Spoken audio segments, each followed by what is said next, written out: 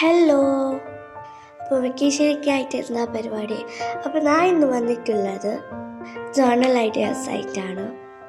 അപ്പോൾ തുടങ്ങിയാലോ. അപ്പോൾ കുറേ പേർ വിചാരിക്കും ജേർണലിങ് എന്ന് പറഞ്ഞാൽ വലിയൊരു സംഭവമാണ്. അങ്ങനെയൊന്നും ഇല്ലെന്ന്. നമ്മൾ ഈ തോട്ട്സ് ഫീലിങ്സ് ഒക്കെ എഴുതി വെക്കലാണ് ജേർണലിങ്. പിന്നെ നമുക്ക് വീക്ക്ലിയോ ഡേ ടു ഡേയും ചെയ്യാം. പിന്നെ കുറേ പേർക്കുള്ള ഡൗട്ട് എന്ന് പറയുന്നത് ഡയറി റൈറ്റിങ്ങും ജേർണലിങ്ങും ഒന്നാണെന്ന്.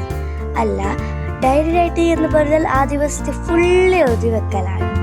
A to Z കാര്യം എഴുതി വെക്കലാണ്. പക്ഷെ ജേർണലിംഗ് എന്ന് പറഞ്ഞാൽ നമ്മുടെ തോട്ട്സ് ഫീലിംഗ് അതൊക്കെ എഴുതി വെക്കലാണ്. പിന്നെ നമുക്ക് ജേർണലിങ്ങിലും ഡയറി റൈറ്റിംഗ് ചെയ്യാം. അത്രേ ഉള്ളൂ. കുറേ ടൈപ്സ് ഓഫ് ജേർണലിംഗ് ഉണ്ട്. ജേർണലിംഗ് ഇൻസ്പയർ ആയത് പിൻട്രസ്റ്റും കുറച്ച് കമ്പയർ ചെയ്യാൻ പറ്റും. അവർക്ക് നല്ലതായിട്ടുണ്ട്, നമ്മൾക്ക് നല്ലതായിട്ടുണ്ട്. പിന്നെ കുറച്ചവർക്ക് സ്പെസിഫിക് ടൈം ഇരിക്കും. ഒന്നെങ്കിൽ രാത്രി അല്ലെങ്കിൽ ഗ്രാറ്റിറ്റ്യൂഡ് ജേർണലിംഗിൽ നമ്മൾ എഴുതുന്നത് നമ്മൾ ഗ്രേറ്റ്ഫുൾ ആയ ഓരോരോ ഡേയ്സ് ഇരിക്കും. അതാണ് അടുത്ത പേജ് എടുത്തു. അപ്പോൾ ഞാൻ ഇതിൽ എഴുതുന്നത് ഇന്നലെ കുറിച്ചാണ്. ഞാൻ നേരത്തെ പറഞ്ഞല്ലോ ഇന്നലെ എന്തൊക്കെ സംഭവിച്ചു, ഇന്നലെ എന്തൊക്കെ നല്ലത് സംഭവിച്ചു, ഇന്നലെ എന്തൊക്കെ മോശം സംഭവിച്ചു, അതൊക്കെ എഴുതാം. പിന്നെ നിങ്ങൾക്ക് സ്റ്റാർട്ട് ചെയ്യുമ്പോൾ വാട്ട് ഹാപ്പൻഡ് യെസ്റ്റർഡേ അങ്ങനെ എഴുതി വെക്കാം. പിന്നെ നിങ്ങൾ ജേർണൽ ബുക്ക് എടുക്കുമ്പോൾ നിങ്ങൾ സ്റ്റാർട്ടിങ് ആണെങ്കിൽ ബിഗിനർ ആണെങ്കിൽ ചെറിയ ബുക്ക് എടുക്കാം. ബിക്കോസ് നമുക്ക് ഫസ്റ്റ് എന്ത് എഴുതാൻ കിട്ടില്ല. പിന്നെ എഴുതി നമുക്കെല്ലാം കിട്ടും. അങ്ങനെ വെരി ആയിട്ട് വരും ഗൈസ്. പിന്നെ കുറേ പേർ വിചാരിക്കും ജേർണൽ സപ്ലൈസ് ഉണ്ടെങ്കിൽ മാത്രം ജേർണൽ ചെയ്യാൻ പറ്റുമെന്ന്.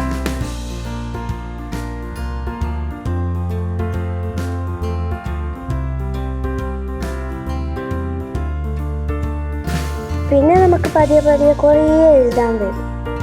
ഗൈസ്,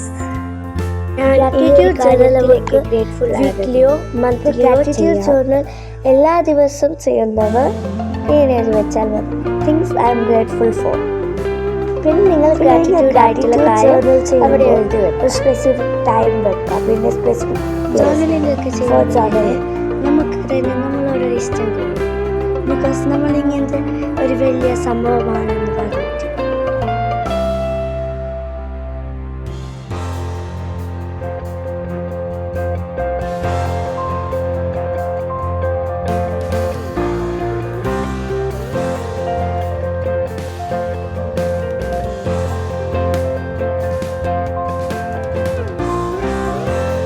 പിന്നെ നമ്മൾ രാവിലെയാണ് ജേർണലിംഗ്. രാവിലെ എഴുതിക്കുമ്പോൾ തന്നെ നമുക്കൊരു തോട്ട് വരുമല്ലോ.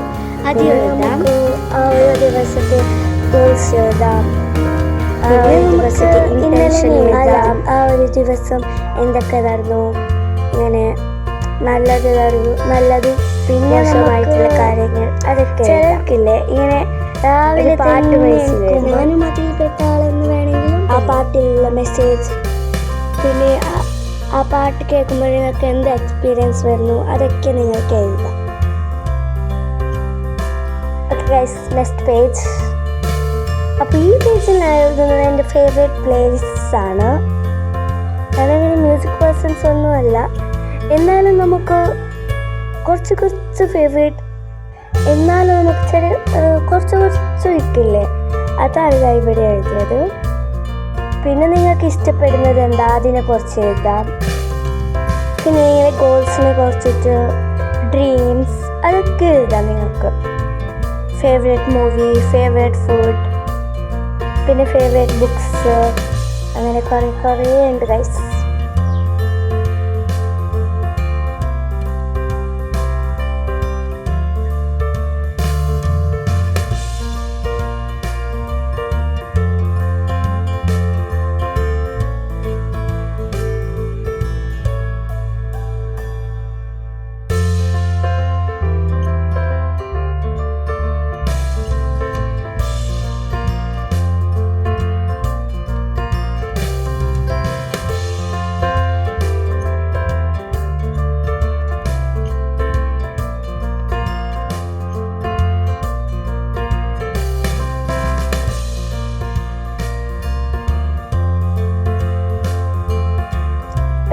നമ്മളെ നെക്സ്റ്റ് പേജ് എടുത്തു.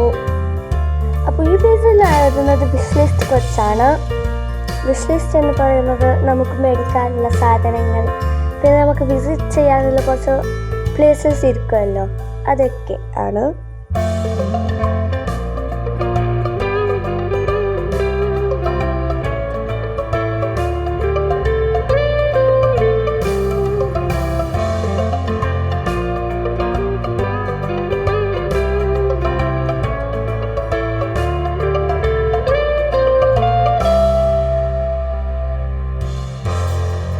കുറേ വിഷസ് ഉണ്ട് ഗൈസ്, പക്ഷേ എഴുതുമ്പോഴൊന്നും വരുന്നില്ല.